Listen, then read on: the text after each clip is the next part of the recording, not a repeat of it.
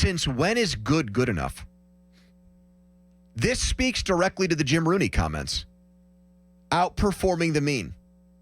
One of the things Mike tried to do when he benched Justin Fields for Russell Wilson was pretty much say, good is the enemy of great. We're getting good quarterback play. If we're going to go anywhere this season, we need great quarterback play. The idea was right, but Russ wasn't capable of pulling that off anymore. He's 36 going on 37. We saw the bottom fall out with him. Ultimately, he's right. Patrick Mahomes is playing in the Super Bowl out of the AFC again. That was his logic for doing it. Mm-hmm. We're winning, but we're not winning the way we need to win if we're going to end this playoff win drought and do damage in January. Owner comes back and says of his coach who keeps failing at winning those games, he's good. You never get rid of a good coach. And the number one thing I've heard people on our station say, people call in and say, and people text in and say is that thinking, this, if it ain't broke, don't fix it. The team that's in the Super Bowl from Pennsylvania does not believe in that. They don't believe in just good enough. They don't think, well, we have Andy Reid. He had one crappy year. Let's get rid of him. Let's keep him around and give him a mulligan season.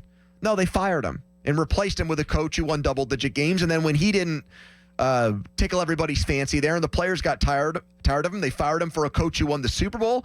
And then that guy had one bad season. They fired him and they replaced him with another coach who's now gone to 2 Super Bowls. This organization falls back on good. And the overarching point that I think is true today, after hearing people talk about this, is they don't think that the team is in the capable hands of an owner who gets it anymore. They don't. It's the most negative reaction I've ever heard to a Rooney being the steward of the Steelers franchise. We always hear people that want to get shots in on any owner in town. It's not universal. It's not ubiquitous. I think for the most part, people here have felt in the Rooneys we trust. They've done nothing but win for the last 50 years. They'll figure it out. They know more than us. I saw one comment on the YouTube channel that said that.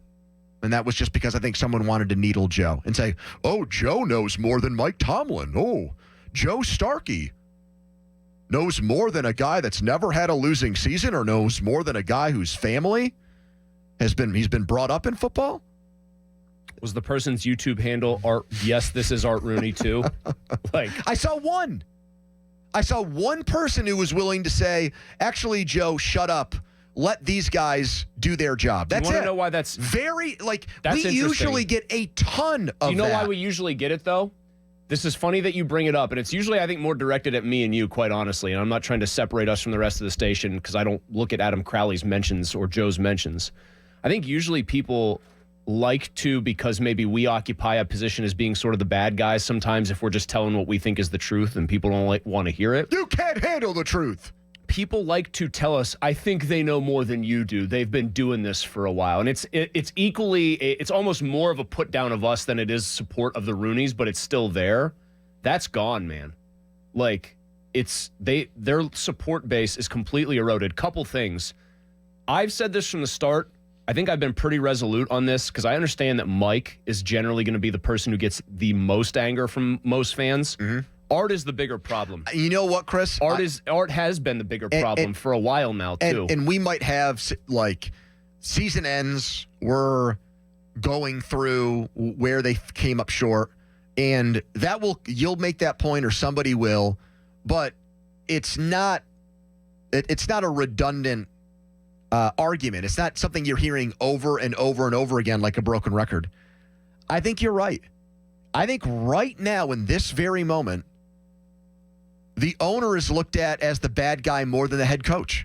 His approval rating, I think, is even lower than Mike's I think you could probably put that up to a poll question right now on your feed and see how people reacted. Just say who's who's doing a worse job or whatever. Who do you have a lower approval rating for? Who are you angrier at? Yeah, who are you angrier at is a good question to put out there. But, like, I'll just maintain, I think Art is the biggest problem because ultimately everybody, even Mike, who's been given so much power by Art, who Art publicly says such nice things about, even Mike answers to Art. Art answers to nobody.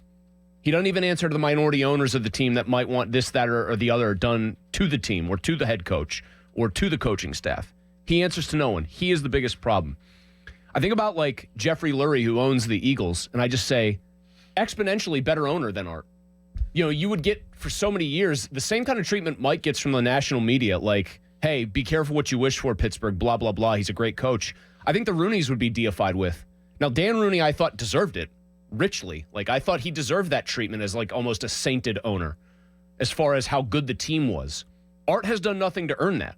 It's just been almost handed to him, like, grandfathered in. Hey, you're a Rooney, so you must be good at this. No, he's not.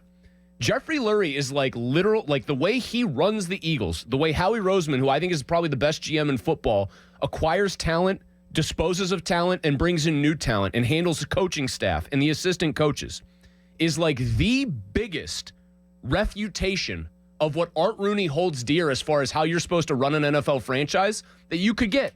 Now, the Eagles still have to finish the job with this little 2 Super Bowl run. They lost the first one barely, and they've got to win this one. But hold on. Think about all the things Art holds dear.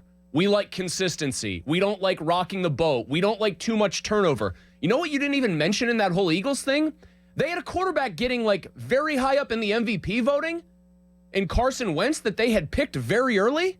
When the worm turned there, out on his ass. Yeah.